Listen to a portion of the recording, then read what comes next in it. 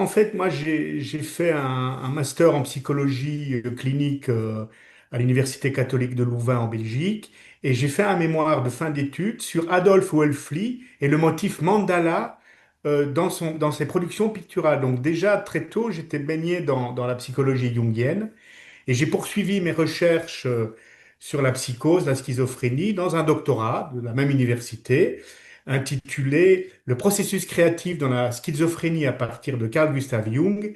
Le sous-titre était Dynamique psychique, chaos, transformation. Voilà, c'était à ce moment-là, et toujours depuis, l'objet de mes recherches en psychanalyse. Et cette thèse a été publiée aux éditions L'Harmattan sous le même titre en 2009. Et je m'appuie sur ces recherches pour poursuivre dans des nouveaux développements. Alors, j'ai poursuivi une formation en psychanalyse jungienne, à la fois à l'Institut international de psychanalyse Charles Baudouin, qui est basé à Genève, et à la fois à la Société française de psychologie analytique, Institut Carl Gustav Jung Paris, dont je suis membre actif.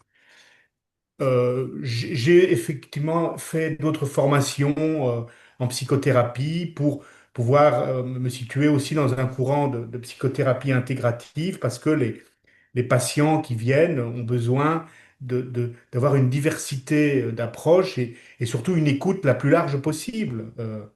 Et surtout que maintenant arrive toute la problématique des traumas. euh, il y a un regain d'attention pour les états dissociatifs que Jung avait déjà découvert lui-même euh, au début du XXe siècle. Donc il y a tout ce travail capital sur les traumas, la dissociation, la psychose, qui très de manière étonnante, reviennent au devant de la scène et que Jung avait découvert déjà au début du XXe siècle, puisqu'il avait travaillé avec un auteur qui était prolifique sur le sujet, c'est Pierre Janet. Et tout ça revient au devant de la scène actuellement. Alors, je donne également, pour terminer, quelques cours, que ce soit au Centre d'études de la psychanalyse à l'Université libre de Bruxelles, qui a un module de psychanalyse Freud-Jung-Lacan. Je donne également quelques cours à la SFPA, à l'Institut Baudouin, etc., pour diffuser et transmettre la lumière et le flambeau des recherches jungiennes et post-jungiennes.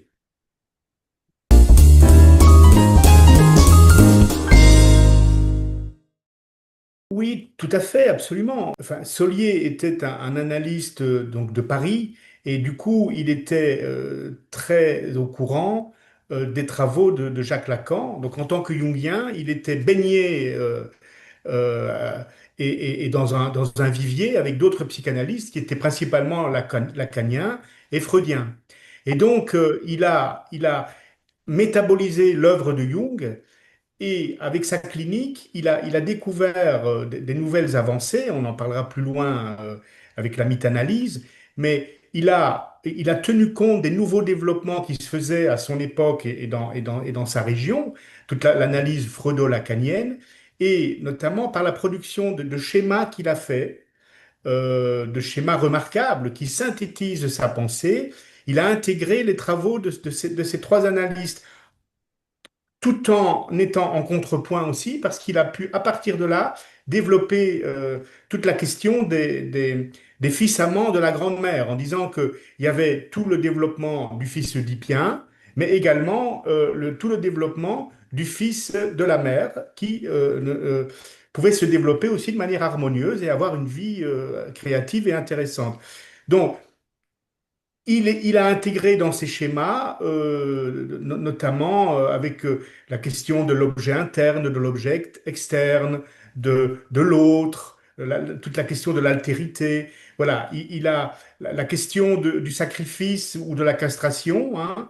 Enfin, qui pour lui arrive notamment avec le chiasma au milieu de la vie, des choses comme ça. Voilà. Donc, il a, moi, je dirais qu'il a plus intégré Lacan au niveau d'une schématisation, au niveau pas dire d'une mathématisation, puisque Lacan était bien connu vers la fin de son œuvre et de sa vie pour avoir essayé de synthétiser, de mathématiser la psychanalyse, mais Solier fait de même. Il essaie de donner des schémas pour qu'on ait des insights rapide, exhaustif de toute cette matière complexe de la psyché.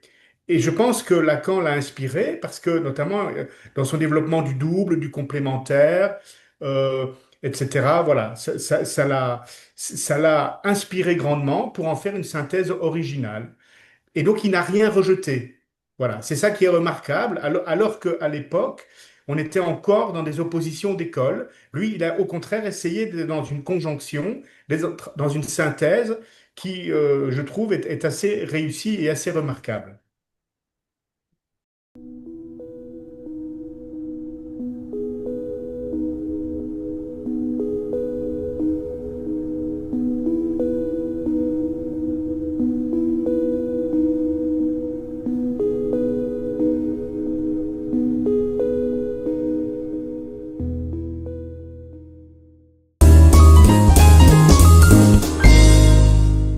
La métanalyse, c'est un néologisme créé par Pierre Solier pour parler de son travail, c'est-à-dire que déjà à la Mhm. base, pour Jung, le mythe nous informe, c'est-à-dire euh, informe le travail de l'analyste parce que ce que vit le sujet dans ses rêves, dans ses cheminements intérieurs, eh bien, on peut faire des parallèles avec des mythes de l'humanité, de toutes les cultures. Déjà, Freud l'avait bien vu, puisque et donc, le mythe est à la racine de la psychanalyse, puisqu'il a donné notamment un des grands mythes, comme le mythe d'Oedipe, il en a fait un complexe. Donc Jung a poursuivi cela en découvrant un inconscient suprapersonnel, l'inconscient collectif, et pour découvrir qu'il y avait des séquences mythiques dans les rêves et dans l'inconscient. Et que, en quelque sorte, le mythe est le rêve de l'humanité. Ensuite, Solier a amplifié cette découverte, notamment avec le cas Laure, qui est un de ces cas importants de psychothérapie, de psychanalyse, où il a fait des parallèles encore très clairs entre ce que vivait Laure dans une forme d'état borderline, ou même, voire même à un certain moment de psychose mélancolique, suite à un deuil très compliqué, eh bien, il a vu des séquences très claires entre ce qu'elle vivait et le mythe d'Isis et d'Osiris. Alors lui, il a un peu radicalisé ça en utilisant tout à fait le livre des morts égyptien dans l'analyse. Voilà. Alors donc ça, c'est quelque chose où il a accentué encore l'utilisation du mythe. Et c'est vrai que le mythe, pour une psyché même moderne, qui est toujours en accordance avec le mythe et une psyché mythique, eh bien, le mythe est une séquence complète de processus. Et que parfois dans les rêves, il y a des séquences incomplètes. Et du coup, le mythe, dans son achèvement et dans le fait qu'il est complet au niveau du processus, peut aider un sujet à comprendre ses rêves et à comprendre dans quelle séquence complète son schéma de rêve est incluse. Et donc, c'est ce qu'on appelle aussi dans la technique jungienne les amplifications, où on peut voir des parallèles très clairs et où le sujet reçoit des éclairages, des insights très profonds en faisant des parallèles avec des mythes connus de l'humanité. Euh, voilà. Et ça, c'est assez remarquable. Et Pierre Solier vraiment a théorisé ça, a thématisé ça d'une manière beaucoup plus profonde.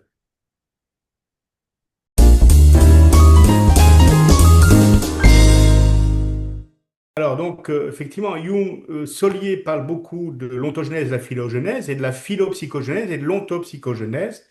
En fait, bon, la phylogénèse, c'est évidemment, comme l'a montré Haeckel, tout le développement des espèces, hein, depuis les premiers organismes à l'humain. Et le fœtus récapitule la phylogénèse. On le voit bien, il y a le reptilien, il y a le poisson, etc., les mammifères, et on arrive à l'humain. On le voit bien dans le développement du fœtus.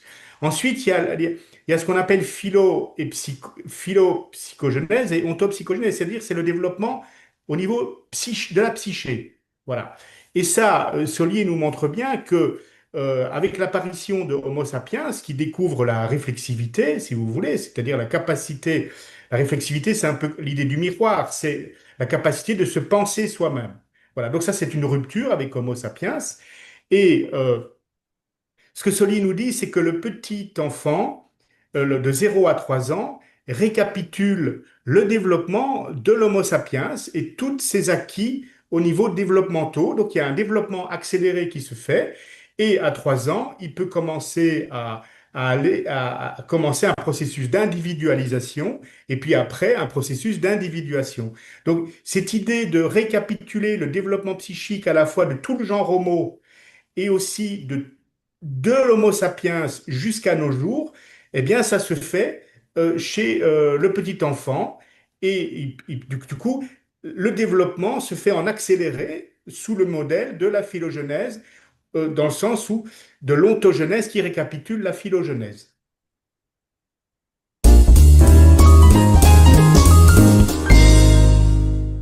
Alors ça, c'est pour moi une des parties les plus intéressantes des découvertes de Pierre Solier et qui est décrite à la page 54, je l'ai retenu, de La femme essentielle.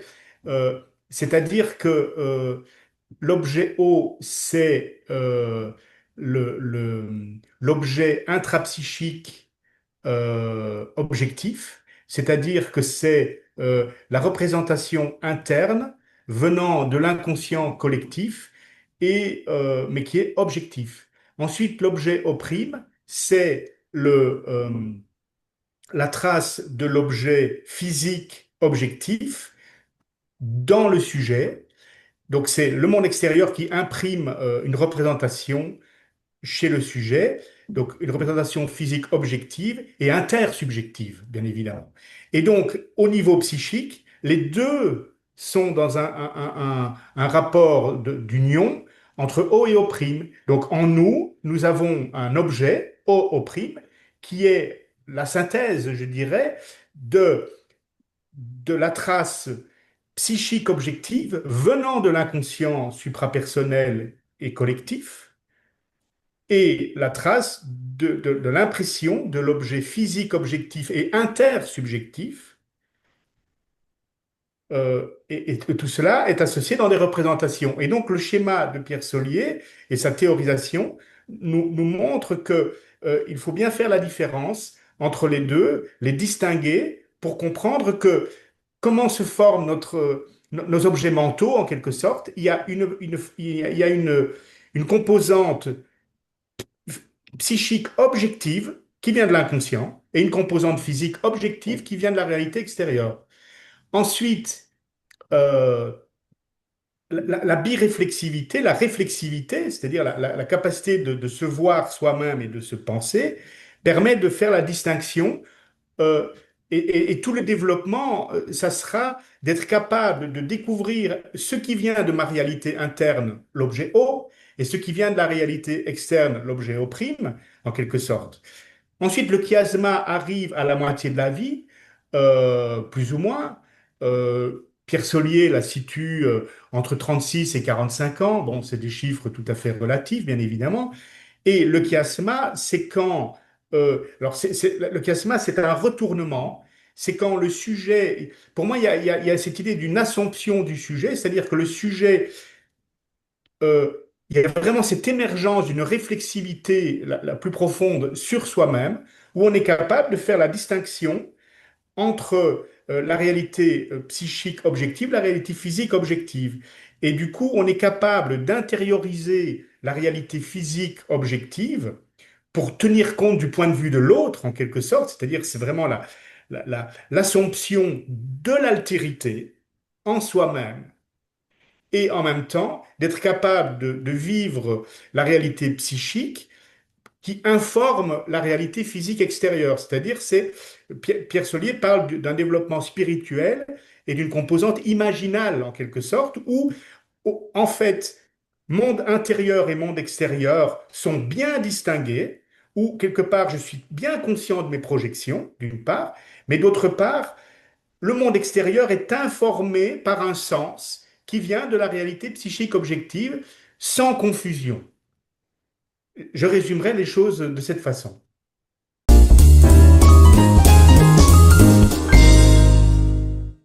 à fait. Alors, effectivement, c'est une théorisation originale de Pierre Solier qui se base et s'ancre sur les développements et les recherches de Carl Gustav Jung.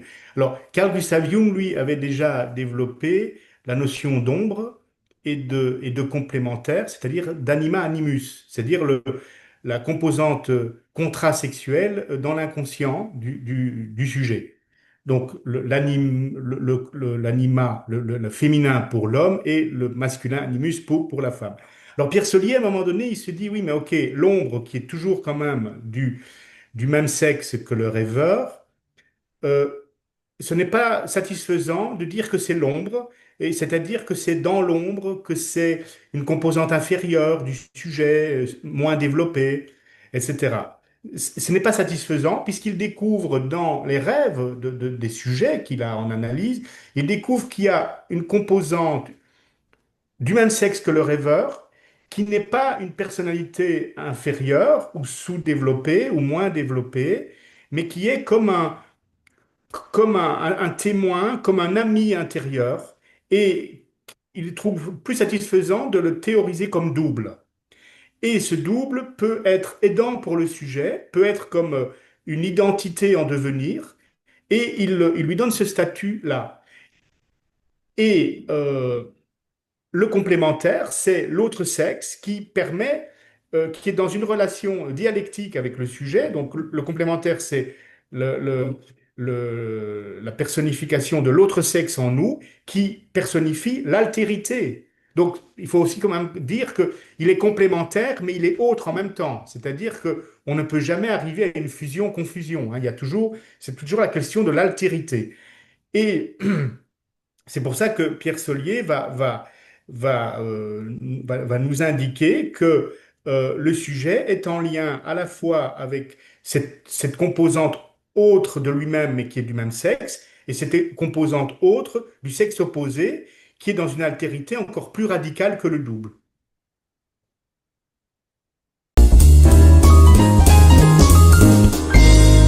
Alors, ce qui se conçoit bien s'énonce clairement, hein, c'est-à-dire qu'il faut d'abord donner les définitions. C'est-à-dire que la synchronicité, c'est ce que Jung découvre et qu'il thématise et théorise avec le prix Nobel de physique Wolfgang Pauli, euh, et qui est un principe qu'il décrit bien dans son ouvrage Naturklarung et Psyché, qui est celui-ci. Il dit, voilà, notre monde est basé sur le principe de causalité, c'est-à-dire il y a un principe de cause où A entraîne un effet chez B, et c'est A qui cause l'effet de B.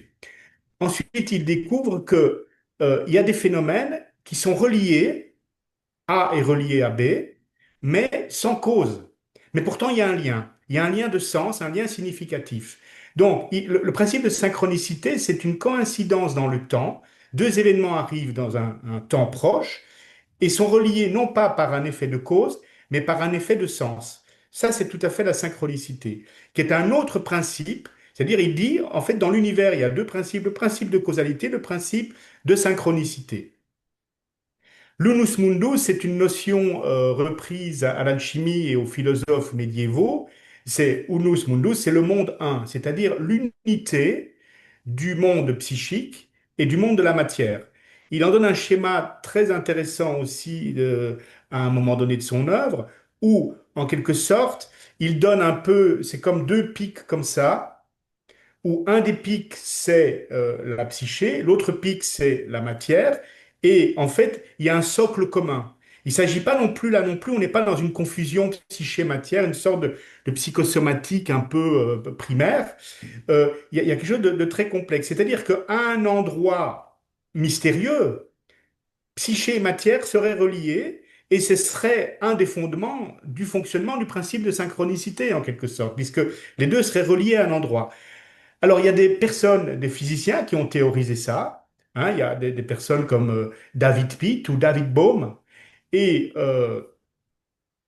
l'unus mundus, ça serait, et d'ailleurs Pierre Solier le théorise très bien, puisque quand même dans son œuvre, je dirais une petite parenthèse, c'est que Pierre Solier, on parlait du chiasma tout à l'heure, et le développement dans la deuxième partie de la vie avec Eros, Caritas, Agapé, c'est que Pierre Solier nous dit que le développement psychique se poursuit dans un développement spirituel. Il voit l'avenir de l'humanité, Pierre Solier, l'avenir de l'humain en quelque sorte, qui continue à se développer jusqu'à la fin de sa vie.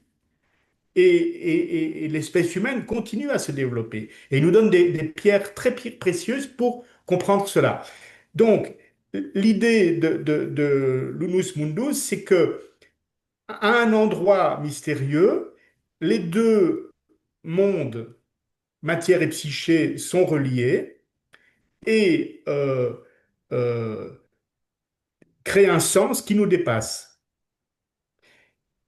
Quelqu'un comme David Bohm a théorisé ça en parlant du monde implicite et du monde implié, c'est-à-dire que dans les replis de l'univers, il y aurait des informations qui, à certains moments, sont libérées et informent la psyché collective et le monde collectif. Et donc, ça introduit aussi l'idée de cycle dans l'humanité, des cycles de développement. Et d'ailleurs, Pierre Solier nous dit, dans un grand schéma circulaire, comment les différents types de développement cosmique, phylogénétique, ontogénétique, ontopsychogénétique, etc., et de développement de l'humanité, en fait, tous ces différents cycles de développement, comment ils s'imbriquent l'un dans l'autre par un principe de synchronicité, c'est-à-dire que l'information vient de cet unus mundus. Mais du coup, il y a une forme de mystère là qui nous échappe, mais qui, en étant théorisé de cette manière, en parlant d'une unité dans dans un autre monde, je dirais, une unité qui n'est pas dans ce monde terrestre, mais une unité dans un monde hypothétique, cette unité permet qu'il y ait un développement psychique et matériel de l'humanité.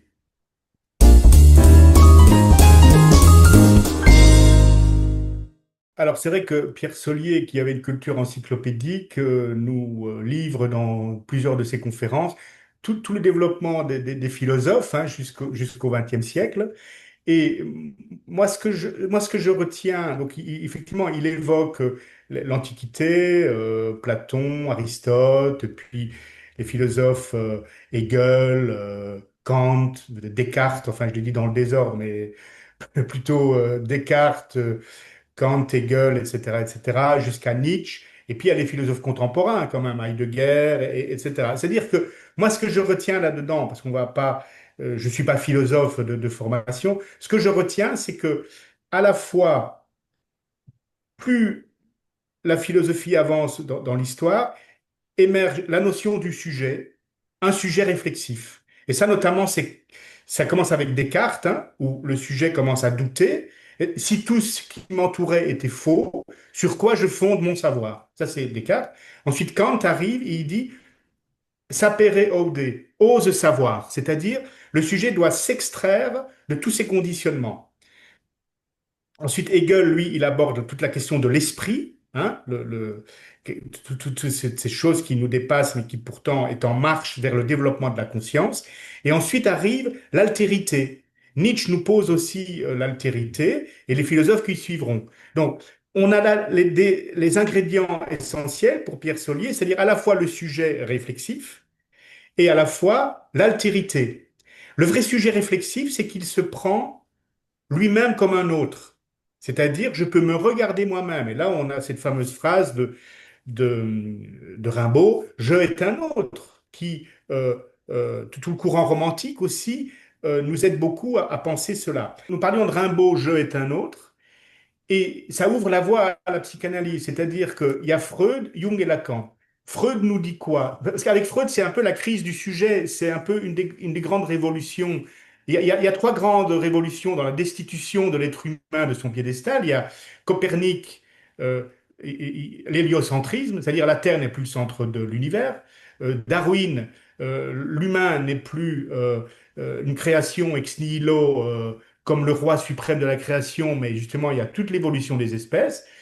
Et Freud, c'est l'être humain, le sujet n'est plus le maître dans sa maison, puisque il y a l'inconscient. Donc ça, c'est vraiment la crise du sujet avec Freud, où tout d'un coup, je ne suis plus libre, puisqu'il y a plein de déterminations en moi, et c'est la création de l'inconscient. Alors Freud a fait un travail remarquable là, voilà.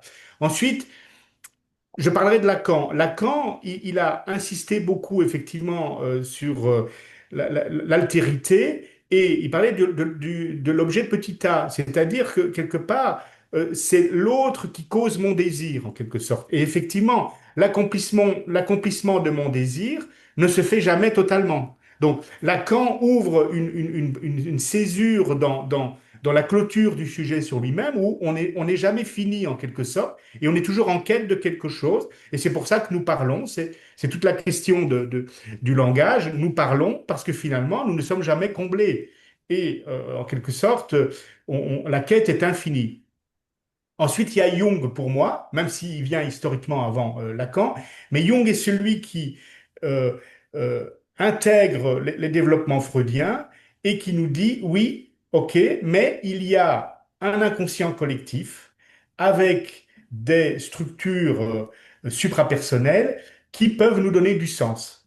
Alors là, et qui peuvent informer, c'est-à-dire donner une forme, donner un guidage à notre développement psychique. C'est pour ça qu'il a aussi parlé du processus d'individuation. Donc Jung nous donne une carte très complète du psychisme humain. Et alors, Lacan me semble très intéressant dans une complémentarité avec Jung. Pourquoi? Parce que le risque parfois dans la pensée jungienne, et là je dis quelque chose que j'ai remarqué, un des risques pourrait être une fermeture sur soi-même et une totalisation. C'est-à-dire, il y a ce terme de totalité, et le risque, effectivement, c'est de croire, de baigner dans une réalité psychique objective et d'être comme ça dans une totalité intérieure fermée sur soi-même. Et là, Solier et Lacan nous disent non, pas de clôture sur soi-même. On est toujours dans une altérité. Alors, Jung lui-même l'avait bien compris, bien évidemment, puisque il dit très bien qu'on n'est jamais individué, hein, donc on n'est jamais à la fin, mais il a pu y avoir des confusions sur le sujet où certains ont pensé que à un moment donné, on pouvait être individué. Or, et là, je conclurai avec ça, et c'est ce que nous dit Solier avec la question du sujet, le sujet n'est jamais clos sur lui-même. Il est toujours en marche, il est toujours en quête, et ce n'est jamais fini. Et donc, on n'est jamais complet. Voilà, c'est toute la question de l'altérité. On n'est jamais clos sur soi-même. Et ça, bonne nouvelle, c'est ça la vie. Alors, le sujet du psychoïde, c'est quoi? On en a parlé un peu tout à l'heure sans nommer, sans dire le mot psychoïde. C'est-à-dire que le mot psychoïde, c'est relié aussi à l'unus mundus. C'est-à-dire, le psychoïde, c'est cette jonction entre matière et psyché. C'est le psychoïde. C'est-à-dire, c'est là où se rejoignent les significations psychiques et les effets dans la matière. Voilà. Ça, c'est le psychoïde. Ensuite, le sujet du psychoïde, il émerge dans la deuxième partie de la vie. On en a parlé tout à l'heure avec l'imaginal et la question du spirituel. C'est que pour Pierre Solier, dans la deuxième partie de la vie, et ça, quand même, c'est un scoop, on continue à se développer au niveau psychique. Et il nous donne la carte de ce développement dans la deuxième partie de notre vie. Eros, Caritas, Agapé, qui seront expliqués ultérieurement, hein, c'est tout le rapport où on se détache enfin, où on se détache de la possessivité, notamment dans Eros, c'est tout le rapport à l'autre, Caritas, le rapport aux autres, qui est un rapport qui se fait où les autres sont traités comme des autres, comme des altérités, et le rapport à l'humanité et au cosmos avec Agapé, où là, le sujet est dans un rapport d'altérité avec le monde et il arrive à le traiter d'une manière respectueuse en quelque sorte. D'ailleurs, le mot respect est très intéressant, res la chose et spectare regarder. C'est-à-dire, je suis capable de regarder ce qui est hors de moi, l'objet comme un autre. Et ça, c'est vraiment la signification profonde du mot respect.